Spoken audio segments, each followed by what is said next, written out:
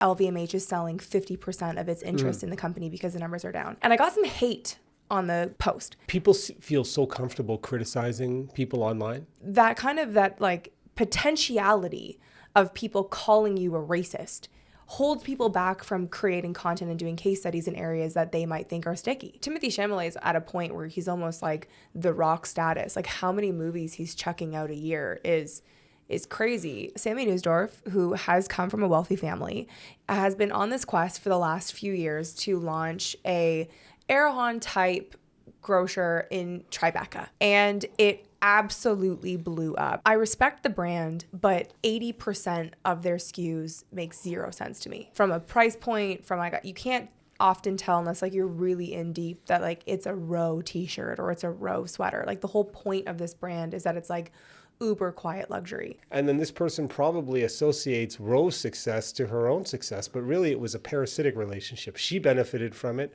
Row didn't necessarily. Maybe it did. But she wants to believe that Row benefited and now owes her something. Olive Young is officially opening in the United States with its first store coming in 2026. At its core, there's so many questions right now of like, is Sephora on the decline? And is it going to have to change its face with a rising competitor with K-Beauty? I don't know how this company can exist when they're literally ripping off every single product. Yeah, they seem to be mocking them, but they're not saying that they're them. They're putting another name on and using the colors, and It's almost an identical packaging though. What a brand, what a brand, what a brand, what a mighty good brand. Say it again now. What a brand, what a brand, what a brand, what a mighty good brand.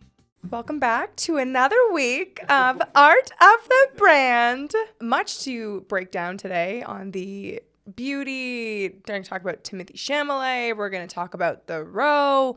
But I want to kick off with, we are in the season of airing of the grievances. So recently I did a case study on Fenty Beauty. Basically it was a breakdown on how and why LVMH is selling 50% of its interest in the company because the numbers are down. And I got some hate on the post. Love it. And the two areas were race specific and mommy shaming specific. And I wanted to break those down. So the first was just blanketed that how dare I do a case study breakdown on a Black woman because most people don't do case studies on Black women. So it looks like I'm only shaming Black women for having a problem in beauty brands. Yeah, you do a case study every day. I know. And I cover Selena Gomez. Regardless of race, yes. Yeah, exactly. Good Okay, point. good. And that was frustrating. But I don't want to just bypass it because it's obviously stupid. I want to talk about it because a lot of people are paralyzed to do any kind of content because of those kinds of comments.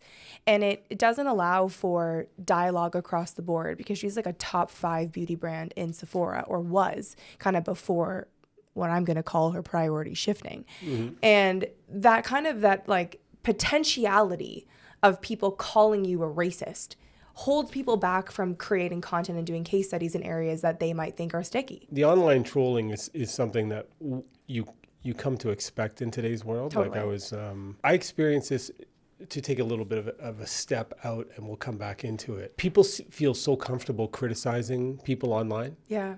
Right? Whereas when you get in a room with people, they act completely different. So true. Right? The Twitter fingers. Yeah, and like when I was in Japan with BCI, you could see these people, like some of the people there didn't like what I represented, but in person we had wonderful conversations. People need to have real conversations person to person, but the outrage Olympics has gone wild where people are just looking for something to complain about it, and they get validated criticizing somebody online. So, it shouldn't discourage anybody from saying anything interesting, reasonable, like the fact that you're getting attacked in that area. Your point is exactly that. Like I do case studies on everyone, on every race and every category. So it's not race specific, but that was one area where I wanted to say that, to your point, you have to lean into doing things that break the news, that contribute to conversation, because that means that you're creating a piece of content that's going far, and that's bringing different opinions into the fold.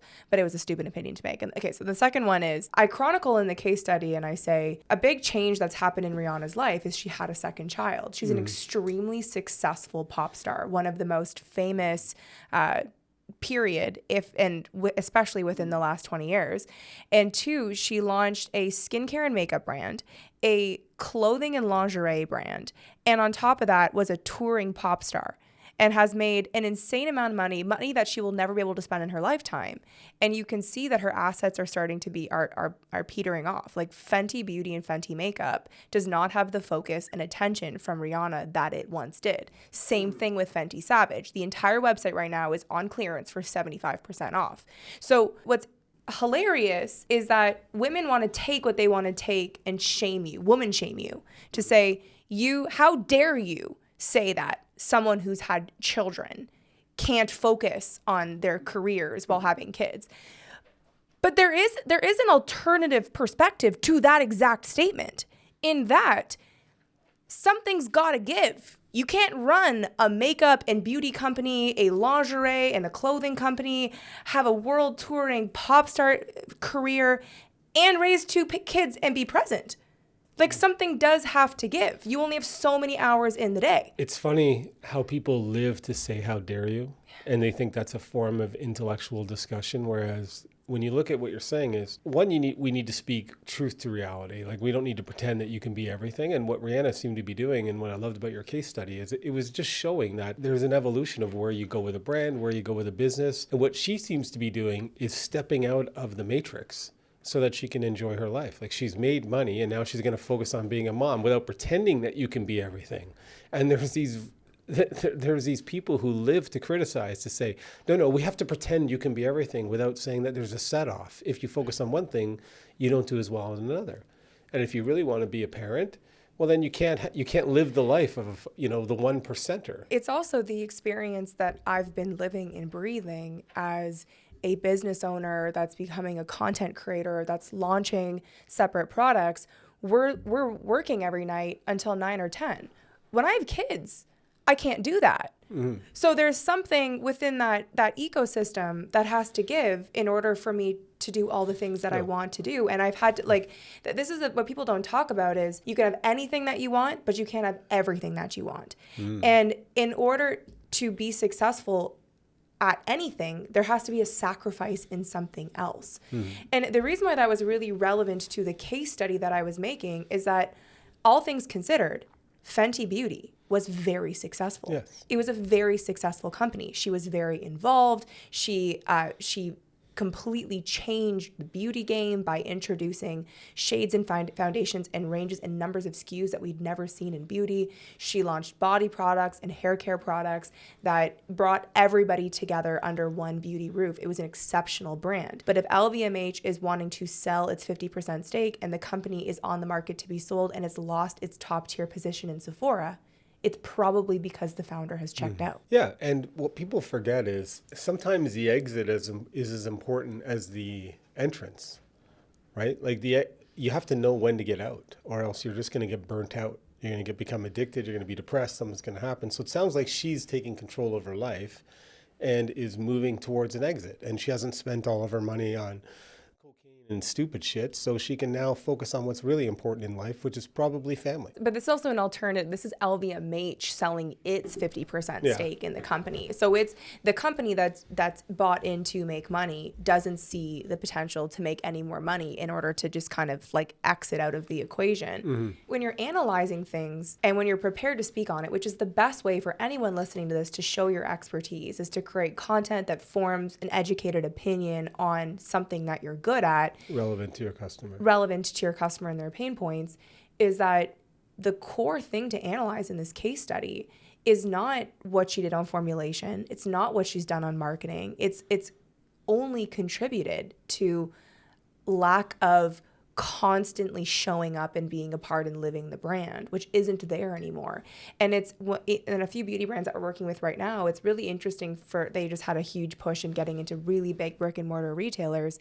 They're seeing that when the founder is not posting as much, or when they don't have as big influencers commenting and speaking on the product, sales are not being supported in an in-store environment. So people start to forget about you when you're constantly not showing up and reminding people to buy the brand. It's kind of the downside of the personal brand-led brands in that it requires constant attention because the world is so distracted with so many people trying to do the same thing that if you go on vacation, you lose relevance. Totally. But I think even to wrap this up from a starting piece of this podcast, I didn't lose sleep over those comments. I love getting those comments, but I want you to love trying to get those comments as well, because they're opinions that I don't agree with. They allowed us to have a really good conversation, but you only are winning when you're getting those levels of conversation entering into the fold. You don't want to only speak to an echo chamber of a very small percentage of people. It's not going to help you grow.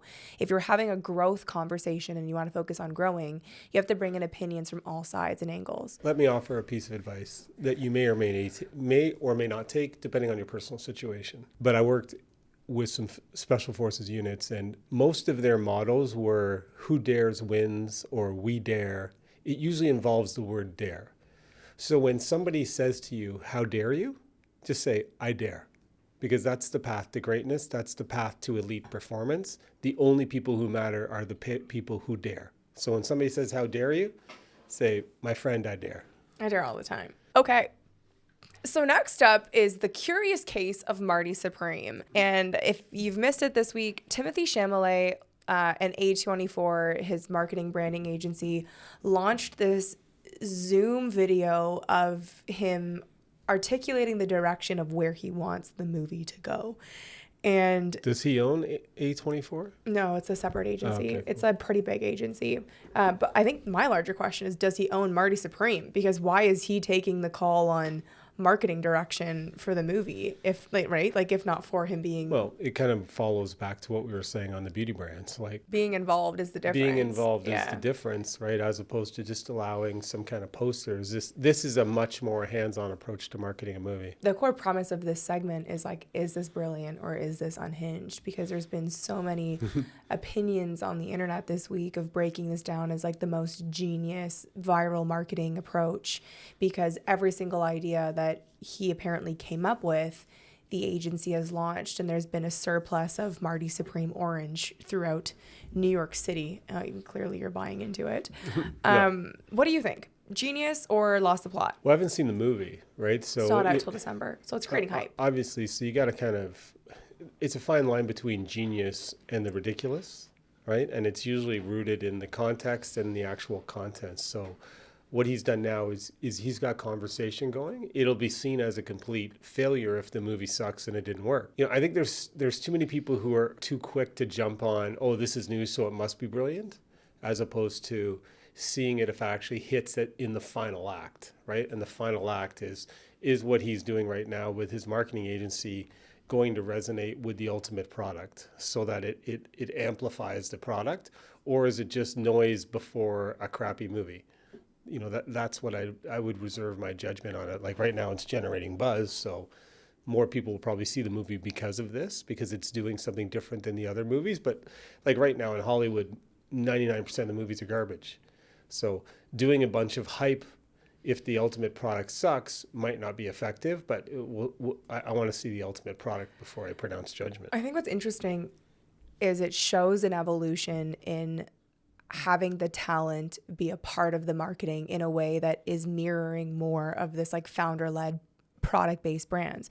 You've never really seen the celebrity of the movie directing the marketing in a way outside of doing, you know, the typical press interviews, right? Like kind of around the world. Which are boring to most people now. Which are boring, not different, not unique. Timothée Chalamet is at a point where he's almost like the Rock status. Like how many movies he's chucking out a year is crazy. I wonder if he's producing it or if he owns it, because it seems like he's got more of a stakeholdership in it. And just because we were talking earlier about the haters, because I dared to question Justin Bieber, there was a lot of hate that was thrown my way because there was gray in my beard. But just so you know, he grew up down the road for where our headquarters is, so I know a little bit about the Biebs. and I have no problem criticizing him if it's necessary. It says here that Timothée Chalamet is heavily involved in Marti Supreme, starting as a lead actor and serving as a producer. So he is a producer. Right? And he's been training for the role for years, starting ping pong lessons in 2018.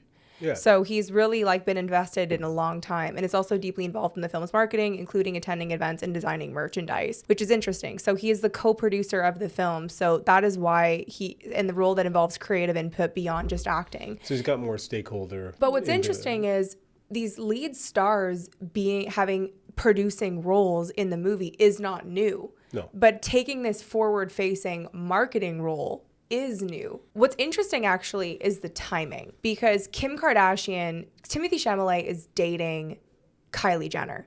And Kim Kardashian also just came out with the TV show All's Fair. And it was a PR machine. Like every single video, every single podcast, every single TV show, any media, everything was covering All's Fair and its top cast. And the show had a 6% Rotten Tomatoes rating, the worst rating in TV show history. And there was a clip on the internet that said the network did not care about how good it was because of the names that it stacked. They would get views regardless. So when you talk about whether or not it's going to be good, I'm thinking because of their family association is the new angle. If you just generate eyeballs, you win in the streaming war. It's not new where studios and organizations can have huge flops by putting I was just looking up, Dustin Hoffman had this movie called Ishtar. It was the biggest spend in Hollywood, and it was a complete flop. And Hollywood just thought we had the names in it. That model's not going to last forever. If people don't go to the movie, it doesn't matter how much hype you do on it. But I just think in the personal branding and entertainment world versus the personal branding and beauty world, in the entertainment world, you're acting, right? So is it authentic? That's the question that I have. Is Chalamet being authentic in what he's doing here? Is it building credibility with him? Or is he taking what he believes Marty was and he's trying to make it look like he's him for this period of his life? That's kind of the interesting Oh, that's thing. really interesting. Yeah. Yeah. Right? Yeah. Like Heath Ledger-esque, is he becoming this the character before the movie launches, and he's just kind of taking it that would be an interesting promotional element of it if it's authentic and if it hits. Well, that was my first assessment when I watched the video. I'm like, this is unhinged. Is he good? Or is he really losing it? Is he really losing it? Yeah. Well, that's just what I'm saying. Is he good? Meaning, is he losing it? Yeah. But I think what's interesting though is the more that I'm studying the kind of breaking news on a day-to-day standpoint, the more that I realized how much the Kardashians' hand is in a PR pocket. When I'm studying how Chalamet is evolving, it's interesting with him being connected to the family, because now it's seeming like he's leaning into becoming the kind of the man for men's luxury wear. So he's only being seen in Chanel bags and Hermes bags. He's leading the male accessory market, which is booming. We're seeing everything from MLB to basketball players to rappers wearing Van Cleef necklaces and Chanel bags when they're doing their walk into the game. Barf. And it's fascinating for how much PR he's leaning into. And even Kendall Jenner was seen wearing the Marti Supreme jacket. So it seems to me it's Chris coded of how she does PR for the family. It works. I just wonder if there's ever going to be a move towards influencers who are calling out how the consumers are being sold a bag of shit. Well, that's kind of the narrative I want to start taking with them, because when I'm when I'm doing research for the case studies and the articles that I write every day, when I go on Vogue or when I go on The Cut or when I go on it's always Khloe Kardashian is claiming what it means to be in perfume. And I'm why is Vogue writing about Khloe Kardashian launching a perfume? She's not Vogue. She's not interesting. How is this happening? And it's not fashion used to be something you had to kind of earn into. You're just not. She's become the McDonald's of influence. It's junk food now. It's just purchasing power. And that's when you're saying of calling it out for what it is. We the King Kylie cosmetic drop, nothing about that was interesting. And it was on every media outlet and every media piece. And it just, I think the narrative has to change in turn. It also just shows you that the media is bad. It's purchasable. It's bad in covering politics. It's bad in covering issues. It's bad in covering fashion. It's bad in covering brands. It's all for sale. Yeah. It's all surface level. There's no depth to it. And it's all just a machine that's regurgitating pablum for the masses. And I think the role you're playing and some other people are playing is trying to educate people on how to win where they are, because that at that level, you can't copy that. It's not going to work for your business. If you're Well, the only thing that's really interesting about it is PR has always been for purchase. Like, that's not new. Yeah, yeah. And, you know, I've been doing this for a while. And the angle always was with the media is like it had to be a story, right? Like it had to be a real story. And what I find fascinating is when I analyze the Kylie, the Chloe, they're not stories for that audience and network. But what that tells me is that Chris feeds them gossip and inside scoop for headlines that are relevant in favor of the headlines that aren't. Because for the most part, when you're seeing brands get PR, that's why Vogue exists. Like Vogue gets paid by these brands that do they're called native pieces. So they seem native to the platform, but it is a paid piece. You don't want to sell out your audience by just like putting junk on, but it's always been paid. It's not a new thing. There's some investigative and real journalism in there, but there's always that overlap. Totally. Yeah. And I just feel like it's interesting with this whole Chalamet headline. No one's really tying how strategic this like founder-led approach is to what we just saw in All's Fair and his now connection. He's been dating Kylie Jenner for at least a year, if not longer. I always want to tie it back to our listeners and their businesses rather than just, find interesting ways to promote your product. That's what I get from this, is that you always have to be finding interesting ways to talk about what you're offering to your clients. I'm glad you brought that up, because the reason why I wanted to cover this is like, what can you learn from it? Mm-hmm. And it's hard because, especially when we're going to talk next about Meadow Lane, like one of your first questions to me when I was telling you the pitch for the story was like, is this person famous? And it's a part of the Timothée Chalamet, Marti Supreme piece is that it's kind of like a car accident. Like you can't look away from the video because of like how unhinged it is, but it's hard to learn from that unless you have the ability for people being interested in you having an unhinged moment. Because if you're not super famous and you're unhinged, that actually hurts your personal brand. Mm-hmm. He can recover from it and the world can have its 15 minutes of forgetting. So it's actually complicated to study this, because a lot of the marketing experts that we really respect were saying how this was like guerrilla and super genius. There's an intelligent aspect to it for like the shifting of how the actor is being involved. But from like how it's rolled out, it's complicated to learn from unless you're a producer launching a movie with Brad Pitt in 6 months. Is it called the Warhol effect? Like, when you can do something that seems ridiculous, but how do you pull it off? Like, it has to be good, you know what I mean? But if you just do the kind of, try to be like the Warhol effect and it sucks, like it's going to flop.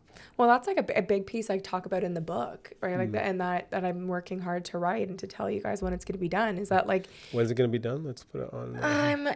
The end of the year for us having the second, like the manuscript done, and then we're it has on to our go third into editing. version of it. I mean, it's like honestly was an exercise in self-loathing. If anyone's ever written, I feel like you agree, like you can understand where I'm coming from, because I hated myself the entire time. But moving on, what I talk about in the book is you have to understand what makes sense based on where you're at. So if you're at the biggest level and you're launching these movie productions and you need to get eyeballs on your movie, this is probably a good strategy for you to consider.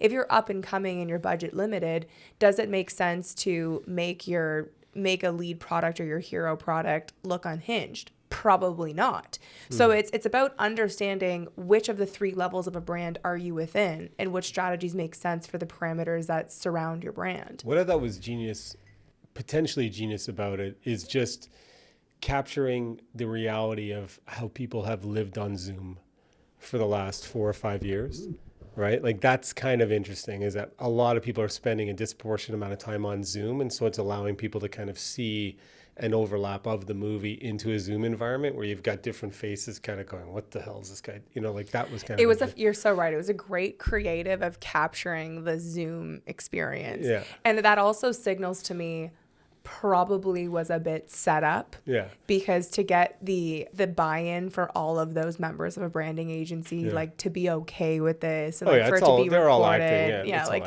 you're right, because that really was a new form of creative. Yeah. So that's actually probably the best thing that you can learn from this, is that newness by way of how you show up is actually the best thing for you to be focused on, is like, how can you do something different, new, that breaks the algorithm? Like, how can you create a different format that's really interesting? Because we stayed until the end of the full video because different people were popping up, but like the edit was super engaging and it wasn't a medium that we've seen before. The fact that you're saying newness, I had a great dialogue with my best friend, Rob Barrett, who's author, doctor, brilliant guy, where we were talking about what's the most important thing to a human, right? And he said status is the most, and I said novelty. And it was an interesting discussion because it applies in different areas, but humans love to have status. And so everything about themselves and what they buy and it is status oriented. How do they raise their status? But when it comes to consumers, people remember new. They remember who did it first. Nobody remembers the second person to launch something. Everything is about novelty and newness. So that overlap is really interesting in branding. Yeah, that's really interesting. Well, that's actually a great segue to Meadow Lane. So in case you missed it, this week I did do a Substack on this and a swipe through. If you're not subscribed to this Substack, would love if you would. I write those every single day. I went to school for writing, so I actually really love to write. Yeah. And let's support people who are giving real info by following, subscribing, and promoting Camille more. Yeah, and it not being ChatGPT, like it's really like well-written stuff. I work hard on that. So, but the core if premise. If you do say so yourself. Well, you know what? I'm going to give it to me because writing is hard, right? Like it sucks to do it. So anyways, we did a piece this week on Meadow Lane. And if you've missed this is a gourmet grocer in Tribeca. And Sammy Neusdorf, who has come from a wealthy family, has been on this quest for the last few years to launch a Erewhon-type grocer in Tribeca. And it absolutely blew up. They were completely sold out by 3 p.m. They had lines around the block. People flew in to do this for this launch. And it's a masterclass in developing a community and a tribe and what that does for you upon launch. Because what most brands do is they focus on building the tribe and community after the launch because they want everything to be this like grand surprise and they want everything to be perfect and they don't want to show the like highs and lows of what it took to roll out the brand. But what Sammy Neusdorf showed you with Meadow Lane is that people want the reality TV show storyline. Like they want to buy in, to feel like they're a part of the journey, and it resulted in success. I don't understand why. Like it's often hard. Like when you go back to Gladwell's The Tipping Point, like it's kind of an alchemy chemistry to try and figure out what makes something go viral, what makes it work. Because there's a survivorship bias too, right? You don't know how many thousands of other businesses have tried the same thing and it didn't hit. Like, do you know what worked about this that made it viral? That's what I'm interested in. What worked about this is that Sammy Neusdorf understood what's interesting. So the biggest criticism I have is that there's a boatload of business owners and founders who understand it's important to create content, but they're not obsessed enough with studying what's genuinely interesting for the consumer. Like they don't think about the reality that the customer is the hero and you are the guide. So what Sammy Neusdorf set up perfectly, the Brokeback Contessa as his handle on TikTok, is that he understood exactly what aspect to show and to what to bring people into so that they were a part of the decision-making process. So it wasn't like stupid videos of him talking about like how much money he's spending or like what's going on in his personal life or like drama. It was a very well-constructed 1.5-minute video of like showing how bad the logo is on the first round of the bags and like comparing two options and asking people to leave a comment on what their preferred was. Like it was bite-sized information that brought people along the way. I've talked about doing that for a long time. Like people want to see what really goes on behind the scenes, and being authentic about it is, some people want to protect and make it look like everything is perfect, and they want to curate and only let something out when it's perfect, but letting people see what really goes on in the crafting of a masterpiece or something is quite interesting to the human eyeball. The mastery is in understanding exactly what to post and how to post it. And it's simple. Like, and that's what most people miss is that, like I've sent like 3 clients to go and study like every single one of his videos. Like, and he has content pillars, right? Not every single pillar is like a pan of the construction of an update, right? The next video is a reaction video of Bethany Frankel eating the chicken salad. Then the video after is a showcase of a design meeting going wrong. And then the meeting after is him responding to comments. Like, he was consistent and he had range in the kind of content that he put out, which made it a TV show. Are you doing the same thing for your book? The planner? The planner? Well, it's not as easy, right? Because I've been like writing it, and then I posted about it when the first version of it showed up, and I'll post about it when the second version. But it's not like opening a store. Like, it's not as easy to show the step by step. But I'm just talking about it because the reason I'm bringing it up is it's easy to say, it's harder to do because most people don't want to show the kind of the difficult parts of it, the freakouts, you know what I mean, like the breakdowns and all of that. But that's what's really interesting to people in the end. Yeah, no, and that's exactly what business owners are missing, is that they don't want to show, there's so much anxiety over, I don't want people to know that these bags came from China and the logo was ugly and it didn't look absolutely perfect because I'm trying to be launching a gourmet grocery store. Or like, he did 47 rounds of perfecting the chicken salad. Like, people who own these luxury businesses are like, it's not luxury to showcase how many iterations you had to go through for the recipe. But it makes me think that the chicken salad is great. Yes. Because they went through 47 iterations. Like, Yes. That's the counterintuitive. No, the other piece too to this is also, there is going to become also an oversaturation. So when you brought up the planner that we're launching, it's harder for me to make it as interesting when there are not as many external details, right? So for me just to capture me typing on my laptop and then sending a PDF file to the printer, and like that there's less of a storyline there. And the core takeaway of this is you have to think about your channel. Videoing everybody sitting down arguing over points and that, like, that's what people want. Yeah, but we haven't done that. Yeah. So I don't have that content to create. That's the point, is that when you're thinking about the strategy of what you're trying to create, you need to think about it in terms of you're creating a TV show. Like, you have to have a reality TV show, and there has to be highs, there has to be lows, there has to be characters, there has to be a plot line, there has to be something that continues to have people that want to keep showing up every single day and contributing to the storyline. How did the lines come? Like, how did they get lines? Because he announced the launch date. Did he have like how many you know what I mean? Did he build big followers before that? Like, or how he's been documenting the launch for years. Yeah. It's been like a from beginning to end, and like it got a ramp up. Like, it wasn't huge right away. It's that he was consistent every single day, and he, like, follower by follower, built a loyal tribe, so that by the time it opened, they felt so bought into the experience they had to be there. To me, it's a very intelligent exercise in concurrent activity, because it's going to take 2 years to launch your business anyhow, and it takes 2 years to get the momentum to build a brand.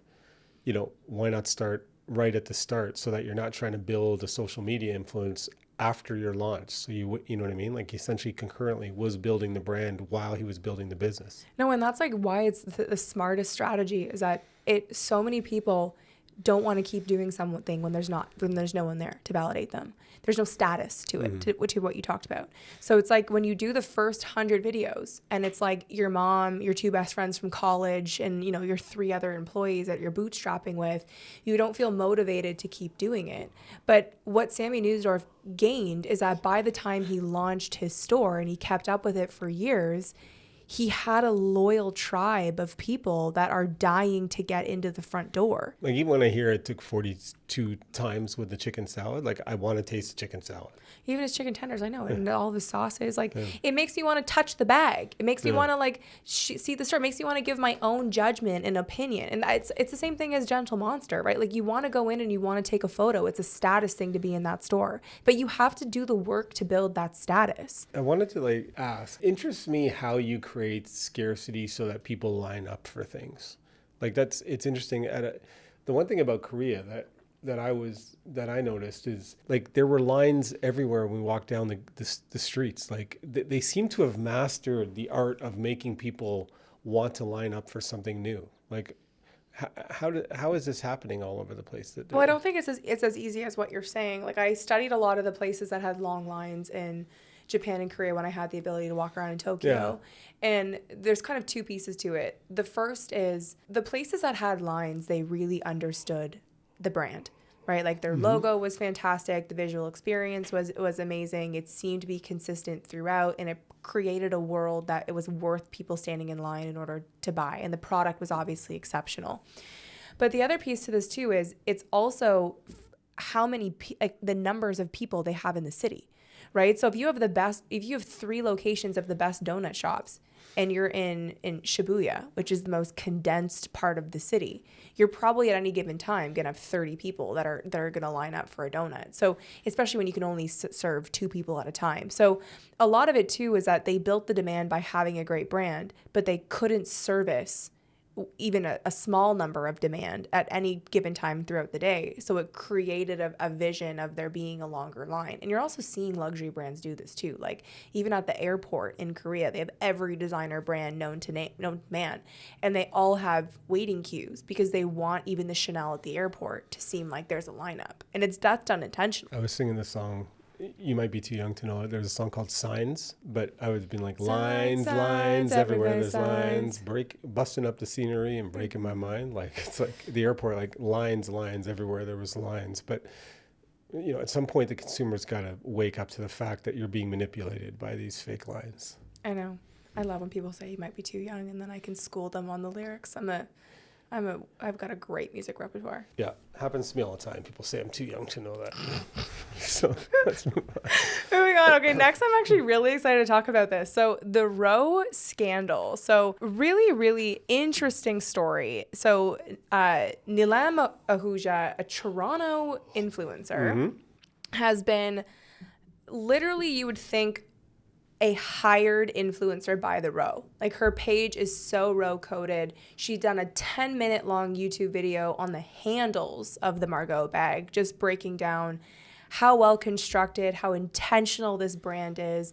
And she's been obsessed with the brand for over 5 years, and does this article on Substack saying that she's breaking up with the Roe. And it's created a really interesting conversation online. And it also connects back to a theme that we talk about a lot on the podcast and in the book of, in order to be successful in the current age, is to have evangelists and to have a tribe. But they've also kind of are killing these people that are helping the brand have more relevance in a social media sphere. What do you think? I think there's some deep stuff to get in here, because I think there's kind of some psychological issues at play. There's brand integrity issues at play, right? Like when I read that letter to the brand, like it sounded like an ex writing a bad breakup letter, right? Like, so it seemed emotional. It was very emotional, right? And there's also a strength. Like if a brand says, hey, I don't want you to do this anymore, you're saying we don't need you anymore. Like if I'm a brand, I don't owe you something if you just decided to attach your cart to my horse. It may have worked, but it also worked for you. Like it wasn't just a one-way channel. Like she got notoriety. She became well known for it, right? There was no contractual obligation, but it's like a kind of a suck fest article. Like, I did all this for you. I did this and you don't love me anymore. And it just, nobody wants to be around somebody who's sucky and sappy. Like, go find another brand, go build something else. But this letter that's designed to kind of generate sympathy from all of the online, appeasers out there, to me, it makes me feel icky. I hear your point. Mm-hmm. I'm glad, because we're across from each other.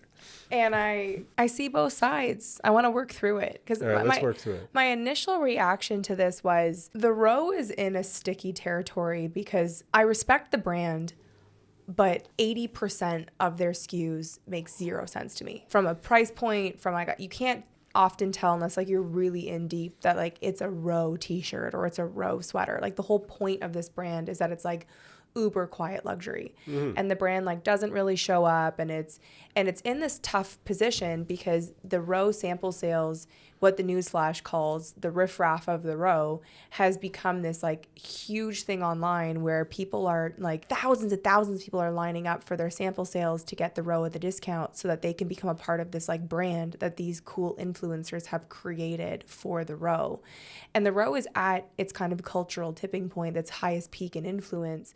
But it's because of these people that communicate on behalf of the Roe but aren't associated with the Roe. So they've made the Roe quite cool, because without it, I think a lot of the fashion industry would have looked down at Mary-Kate and Ashley Olsen getting into fashion. Like there was something about it that didn't make sense until these influencers really showcased like the art and the craft and the simplicity that's put into their products. You know, you describing it to me is, I think this is like the second order thinking that should come in is this brand wanted to be uber quiet luxury. Yeah. Kind of moving against the logo thing. So what happens then is parasites come out, and excuse me if this is offending anybody, who want to make their own reputation by exposing what you're trying to hide. Do you see what I mean? And so they come in, they're like, look, I love Ro. I'm doing Ro. Ro, why aren't you being nice to me? Ro, I'm showing you. Ro. But they don't want that. That's not what their brand is about. And then this person probably associates Ro's success to her own success, but really it was a parasitic relationship. She benefited from it. Ro didn't necessarily. Maybe it did, but she wants to believe that Ro benefited and now owes her something. So it's like a lamprey attaching itself to, you know, a shark or a whale, or they didn't ask you to go there, and now you're upset that they're saying, don't talk about us anymore. What you're saying is you're dead on theoretically. Where I'm struggling with it is that fashion, the brand and the business go hand in hand. Like you live and you die by the zeitgeist of relevance. And Versace is trying as hard as it can to be relevant, but the people of the court are saying it's tacky, we don't like it, we don't buy it.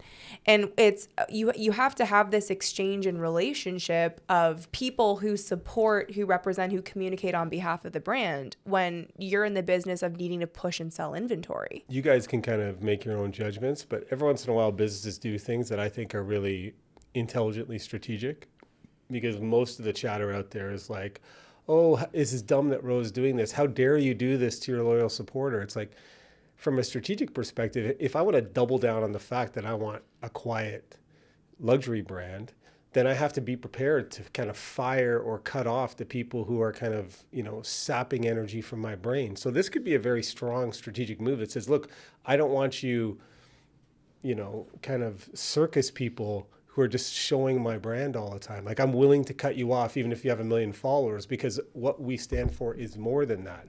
So I think it could be actually a good strategic move.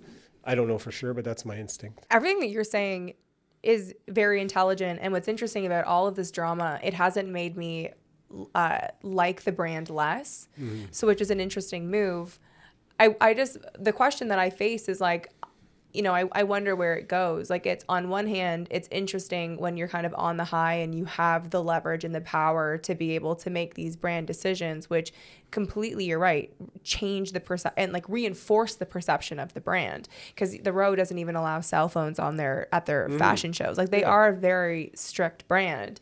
So in that way, I completely agree with you. The question that I just face is what the brand cares the most about in all of the videos that I've seen is the highest level celebrity credibility. So like the celebrities that wear their brands is kind of their master stroke to reinforce that the brand is cool. My question is like, where does that go when we live in this like extremely empathetic society where Rosie Huntington-Whiteley follows Neelam Ahuja? Does she start to feel that she would be showing an elitist signaling if she's not wearing the product? Like, that's just the question I ask. But the reality that the world needs to know is that if you're elitist, you're elitist, right? If your price point is elite, you know what I mean? Like, you have to act elitist.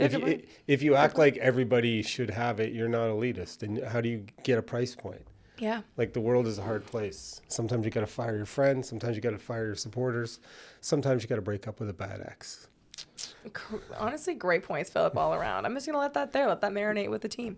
Okay, so next article is Olive Young is officially opening in the United States with its first store coming in 2026, which is interesting. And I think at its core, there's so many questions right now of like, is Sephora on the decline?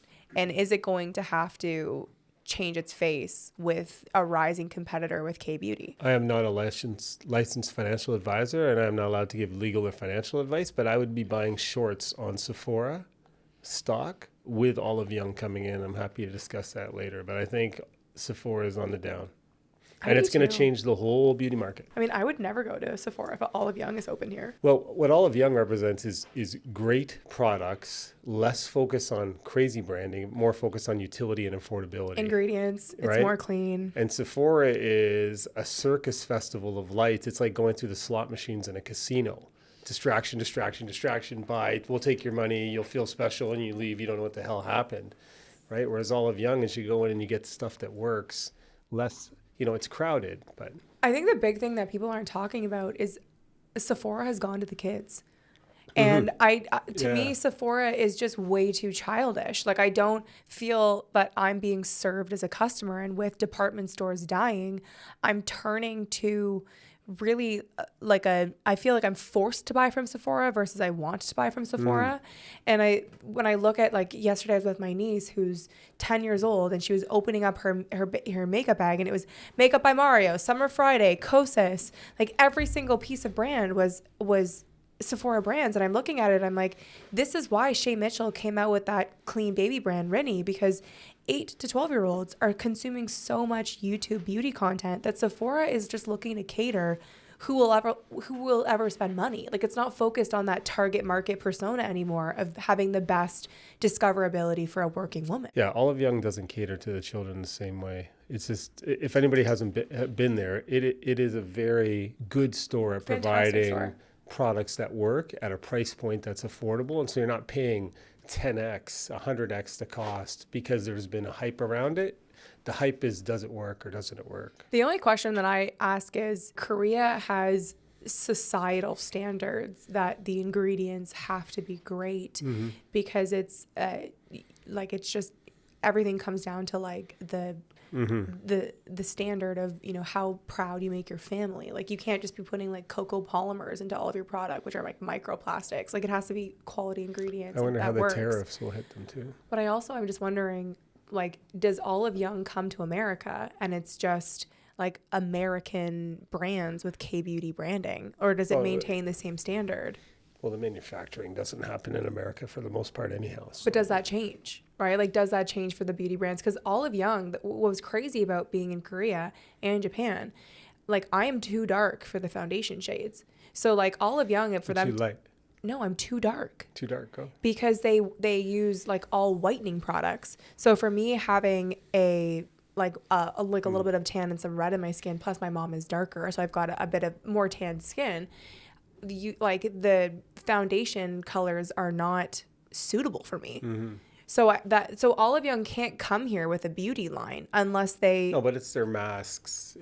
It's all of their skincare products that are. Well, the there. store that they're opening is going to be huge. It's going to be like a 2 to 3 floor massive flagship. So really interesting. Yeah, it'd be interesting to know who's doing the launch and all of that, because I think Sephora is ready to be knocked off its pedestal. Okay, so that's a perfect segue into the next segment, which is this company called MCO that's getting all of these headlines on the internet for, I can't believe that this exists in the United States of America. So really fascinating, this brand called MCO did this pop-up in New York, and it's legitimately a 1-for-1 Sephora knockoff, like a Black Mirror episode of like having in the epicenter of commercialism in the United States, a 1-to-1 ripoff. In terms of what it looks like, or Everything, like all of the products are ripoffs of Charlotte Tilbury, Makeup by Mario, and even they did the bags to look just like the Sephora bags. Even at the front where they have the Sephora rewards, like products you can get for the points, they had that there. Like I don't know how this company can exist when they're literally ripping off every single product. Yeah, they seem to be mocking them, but they're not saying that they're them. They're putting another name on and using the colors, and It's almost an identical packaging though. yeah. But what's interesting is that the company is scaled to $600 million in revenue. So the question is, do people care about the brand, or do people care about the product? Because like the product formulation, they can't have the exact same product formulation for all of the SKUs. It's kind of a different version of Muji. You know what I mean? In that it's actually Shein or Temu, not Muji. But it's almost kind of moving away from the brand. Like by mocking and copying all the brands, they're kind of showing how similar everything is, regardless of the packaging. Like to me, what they're saying is all of the stuff you're seeing in Sephora is all just smoke and mirrors. And so we're just going to make fun of it all and give you products that are affordable and do the same thing.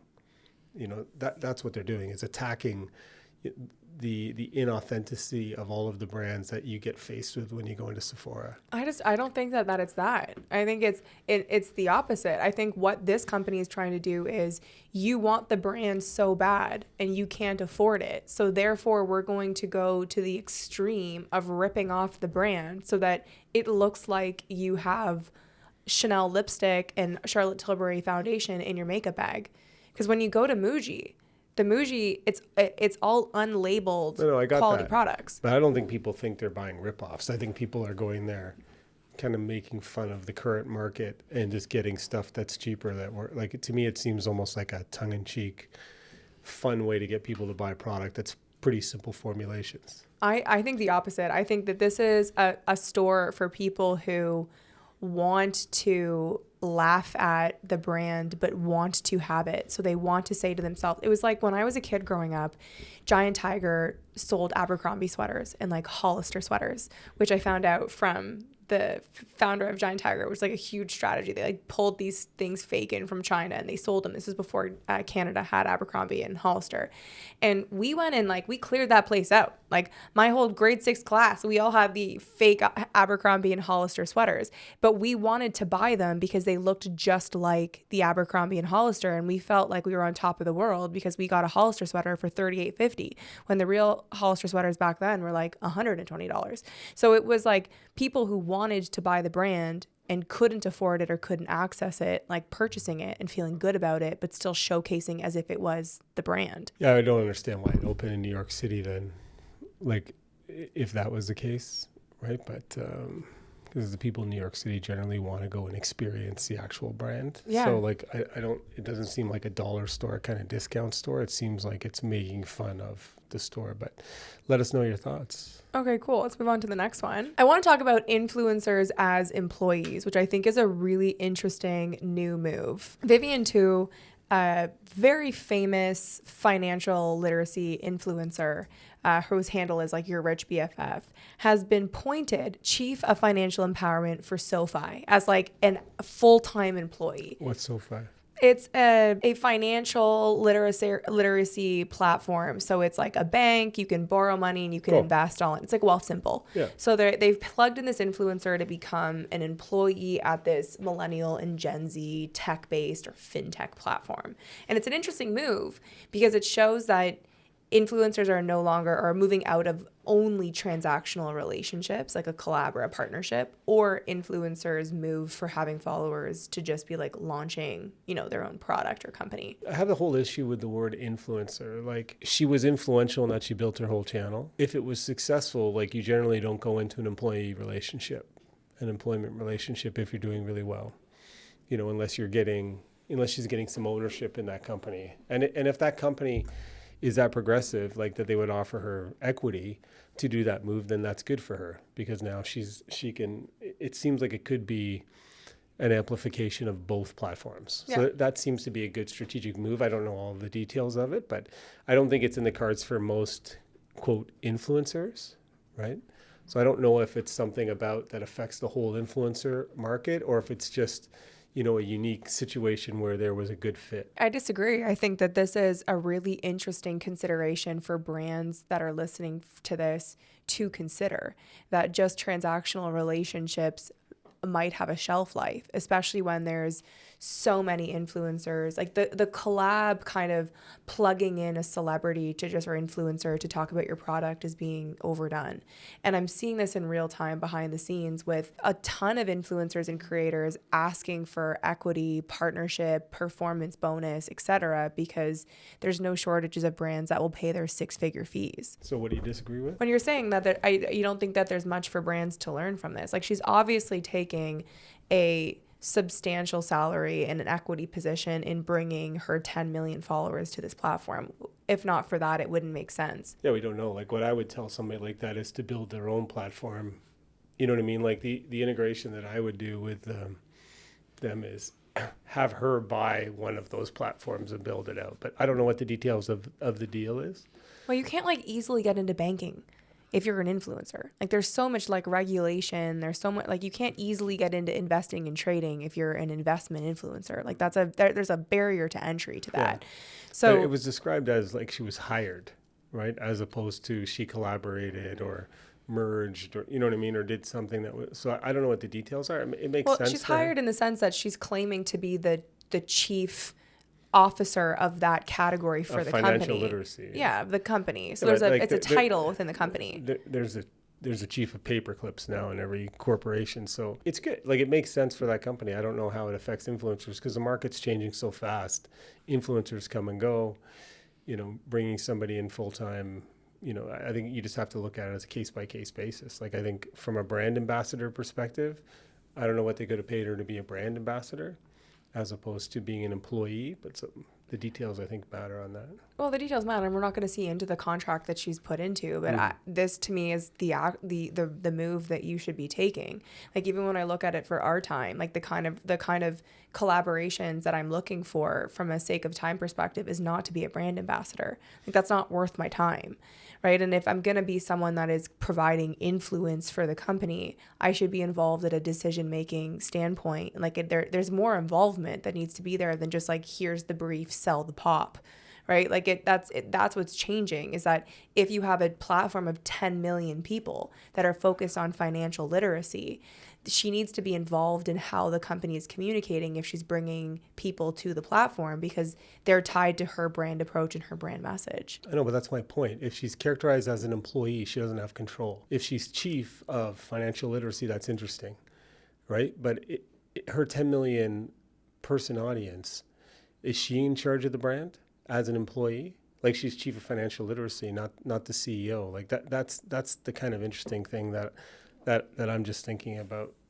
But it definitely it's dynamic and it's an interesting move. I think that this is a great takeaway for brands to be considering more dynamic ways to be working with people, because it's getting to the point where you just can't pay someone to post and it's just going to work, right? Like you're needing to be looking for more partnership relationships with people who've amassed massive platforms that have a lot of power. Like she's got the potential to bring 10 million people plus over to this platform. So the role in which she's involved like has to be different, right? Like it has to take a different shape, because the company in theory needs her more than she needs it, based on what you said from the status standpoint. So it shows you that the way that it's moving is, and it's also, I think that there's a big thing too for these creators. I don't want to call her an influencer because she's built this herself as being like an expert in this space.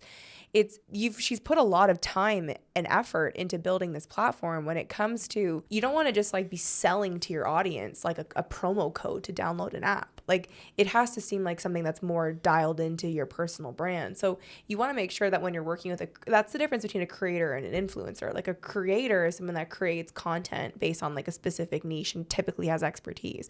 An influencer is someone who's selling influence. Like they're for sale. Like they're a lifestyle platform and they can sell you a lot of mommy goods.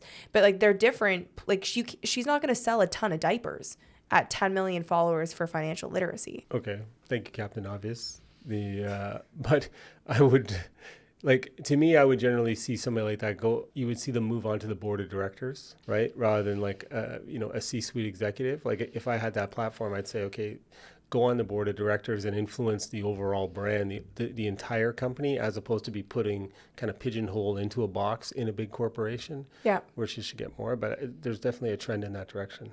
Yeah, I think that it's worth highlighting, because I think that this is the kind of things that people should be considering for their businesses. Well, that wraps up this week's episode of Art of the Brand. Another packed episode. Please make sure you follow, subscribe, share, support the program. We are now the number one branding podcast in the world. Numbers are up. Things are going fabulous. Stay tuned for a debrief on our trip to Bogota, Colombia. Literally could not be two completely different places. But the through line for both is that we're in search of a great beauty brand. If you guys haven't heard of them, Bella, I think we talked about it last week on the episode. BELAH is the brand that we're going to do a super cool launch with. Can't talk about everything that we're doing, but fabulous. Very cool brand, worth looking at and studying. And hopefully we're friends on Instagram. You can see all of the clips through my Instagram, but we will not be in Kansas anymore because Bogota is very different than Japan and Korea. Watch for me, Snuffleupagus on those videos, the hidden friend. We'll see you next week. Have a good week, guys. See you soon.